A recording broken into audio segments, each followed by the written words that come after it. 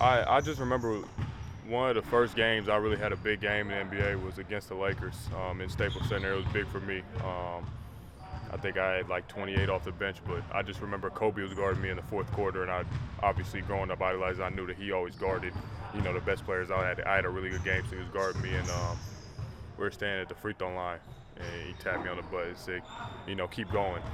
And it was almost like shocking to me that I was in that situation, as a 19-year-old, just like this is a dude I idolize. He's guarding me. It was just surreal. And then playing against him, I'm actually the one that fouled him to give him his his points to pass Jordan.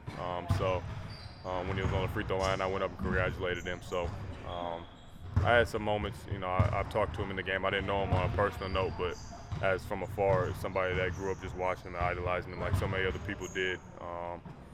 It was just such a joy. It was tragic, for the basketball community, but not just the basketball community and his family, but for the whole world.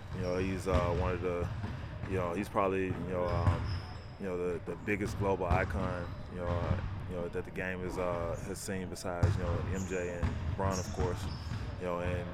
Just for him to go in that way and, for him to leave this earth so soon, him and his daughter, at the young age of 13, it's devastating, it's heartbreaking,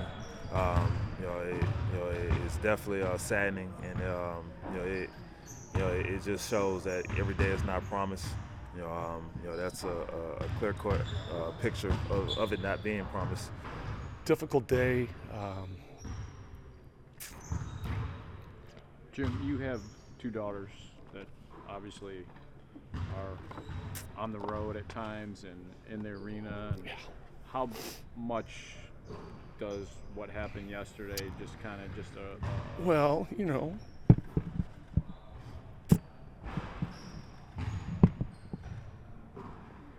that's a tough question to answer.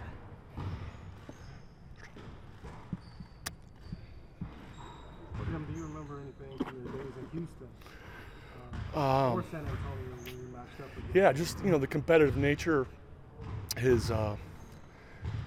What I marveled at was his confidence.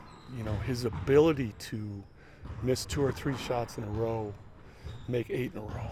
His ability to close games, to close quarters, to be a two-way player.